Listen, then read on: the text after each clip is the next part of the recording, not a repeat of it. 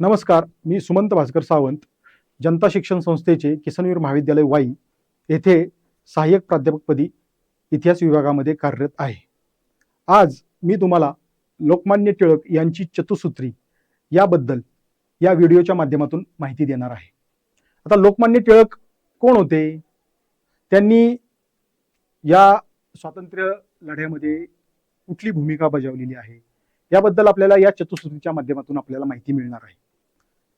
टिळक हे भारतीय असंतोषाचे जनक असं संबोधले जातात किंवा लॉर्ड कर्झननं त्यांना ती उपाधी दिलेली आहे.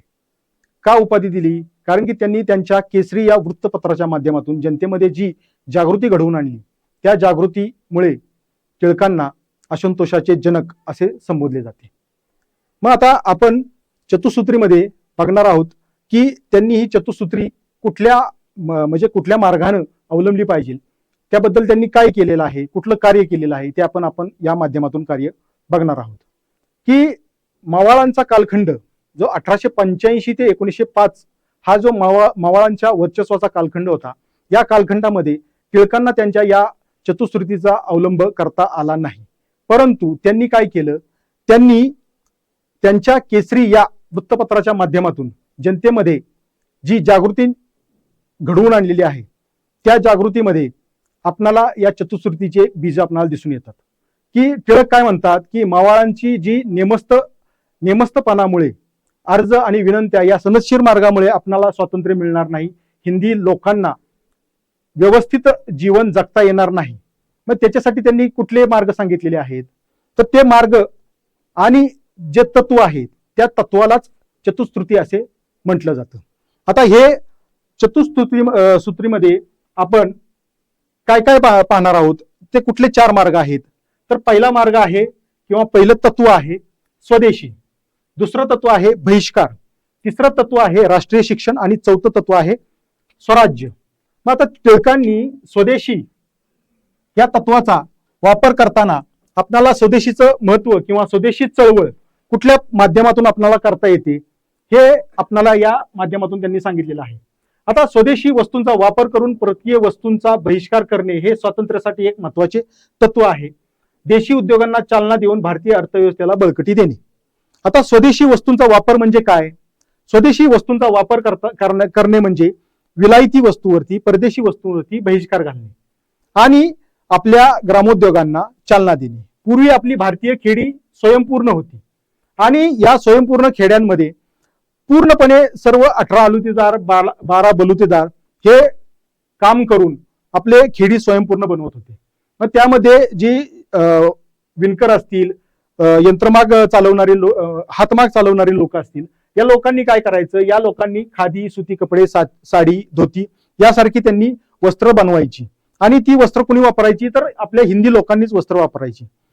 या वस्त्रावरती काय केलं? इंग्रजांनी काय केलं की आपल्या ग्रामीण उद्योगांना बंद पाडण्यासाठी त्यांनी इथल्या लोकांच्या वस्तूंवरती कर 3.5% कर त्यांच्यावरती अधिभार लादला आणि परदेशातून येणाऱ्या जे तयार माल आहे, परदेशी वस्तू आहेत, परदेशी कापड आहे, त्याच्यावरती कुठलाही कर त्यांनी लावला नाही.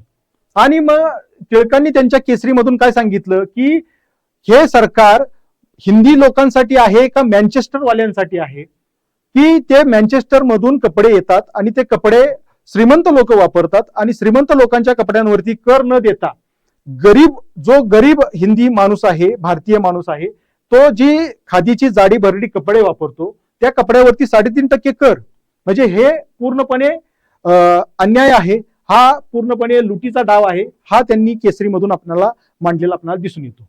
त्याच पद्धतीने परदेशातून येणारे खाद्यपदार्थ आहेत, त्याच पद्धतीने परदेशातून येणारे जे इतर साज शृंगाराच्या वस्तू आहेत, या वस्तूंचा वापर करू नका म्हणून त्यांनी त्या केसरीतून आपल्याला सांगितलेलं दिसतं. आता ह्या स्वदेशीचा वापर आपण का करावा? की या स्वदेशीचा वापर आपण जर केला तर देशी जे ग्रामीण उद्योग आहेत त्या ग्रामीण उद्योगांना बळकटी मिळेल, आपल्या ग्रामीण बंधूंना रोजगार उपलब्ध होईल. म्हणून स्वदेशीच्या चळवळीच्या माध्यमातून टिळकांनी आपल्याला हे तत्व सांगितलेलं आहे की तुम्ही स्वदेशी वस्तू वापरा. आता पुढचं तत्व काय आहे? पुढचं तत्व आहे बहिष्कार. परकीय वस्तूंवरती बहिष्कार करून देशी वस्तूंचा वापर करणे हे स्वातंत्र्यासाठीचे एक महत्वाचे तत्व आहे. आता परकीय सत्तेला कमकुवत करण्याचा प्रयत्न म्हणजे काय करणे, तर परकीय वस्तूंवरती बहिष्कार घालणे. आता परदेशातून येणाऱ्या ज्या कपडे असतील, परदेशी साहित्य असेल, भांडी असतील, याच्यावरती बहिष्कार घालणे आणि देशी वस्तूंच्या वापरावर प्रोत्साहन देणे. आणि याच्यातून काय होईल, याच्यातून जो परदेशी माल येईल त्या परदेशी मालाच्या होळ्या केल्या गेल्या. परदेशी माल जो गोदीमधून आपल्या प्रत्येक शहरात जात होता, त्या गोदीमध्येच त्याच्यावरती बहिष्कार घालण्यात आला. आता आपल्याला बाबू गेनू हे नाव माहिती असेल, की ज्यांनी मुंबईच्या गोदीमध्ये ट्रकच्या समोर आत्मसमर्पण करून, आत्मबलिदान करून ते स्वातंत्र्याच्या संग्रामामध्ये अजरामर झालेले आपल्याला दिसून येतात. आता याच्यातून परकीय सत्ता कशी कमकुवत होईल, परकीय सत्ता कमकुवत होण्यासाठी तुम्ही बहिष्कार आणि स्वदेशी या दोन चळवळीचा अतिशय चांगल्या पद्धतीने वापर करता येतो, हे टिळकांनी त्यांच्या या चतुसूत्रीच्या माध्यमातून आपल्याला दाखवून दिलेले आपल्याला आढळून येते.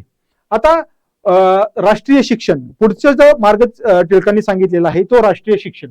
तर या राष्ट्रीय शिक्षणाचं ध्येय काय होतं, उद्देश काय होता, तर आपल्या राष्ट्रीय संस्कृतीचं, आपल्या देशी संस्कृतीचं जतन करणे.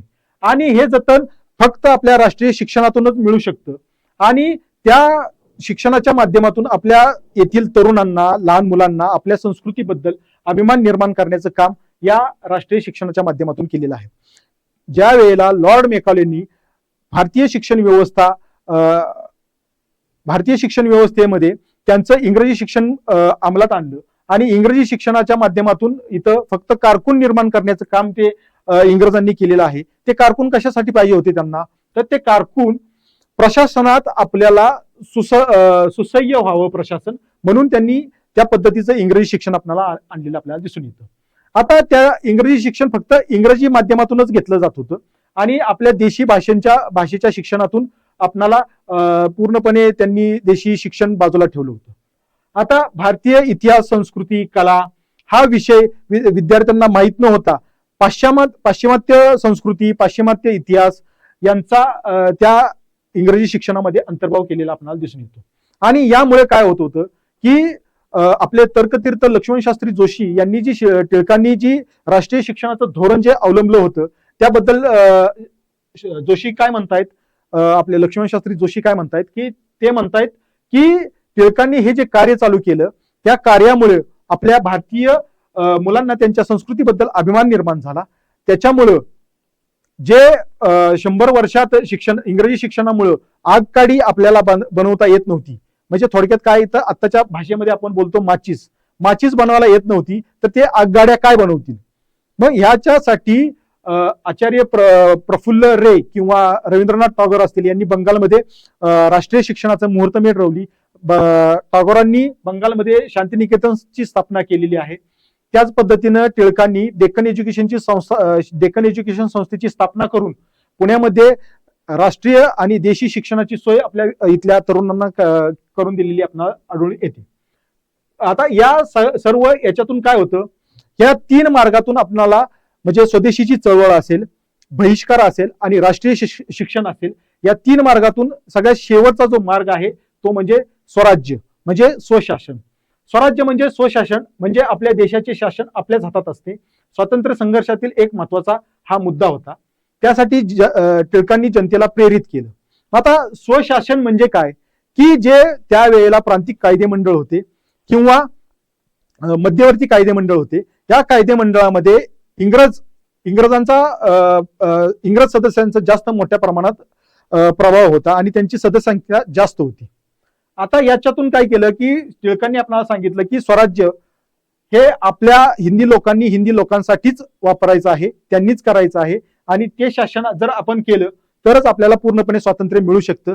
हे या टिळकांनी स्वराज्याच्या मार्गातून तत्वातून आपल्याला सांगितलेलं आपल्याला आढळून येतं. त्यासाठी टिळकांनी एक सगळ्यात महत्वाचा आणि मोठा आपल्याला हे सांगितलेलं आहे वाक्य, की स्वराज्य हा माझा जन्मसिद्ध अधिकार आहे आणि तो मी मिळवणारच, हे टिळकांचं उद्गार होते. आता लोकमान्य टिळकांची ही चतुसूत्री भारतीय संघर्षातील एक महत्वाचं तत्वज्ञान होती. या तत्वज्ञानानं राष्ट्रवाद वाढीला लागला, म्हणजे देशात एकात्मतेची जाणीव निर्माण झाली. शिक्षण शिक्षणामुळे भारतीय मुलांना त्यांच्या संस्कृतीचं शिक्षण मिळून अभिमान निर्माण झाला आणि परकीय सत्तेला आव्हान देऊन स्वातंत्र्याची लढाई लढणे सगळ्यांना सोपं गेलं. आणि त्याच पद्धतीनं अर्थव्यवस्थेत उद्योगांना बळकटी देऊन भारतीय अर्थव्यवस्थेला चालना मिळाली. अशा पद्धतीने टिळकांनी चतुस्रुती हे मार्ग सांगून भारताच्या स्वातंत्र्य संघर्षातील एक महत्वाचे तत्वज्ञान आणि विचार भारतीय जनतेला प्रेरित करण्यासाठी आपणाला दिलेले आढळून येतात. धन्यवाद.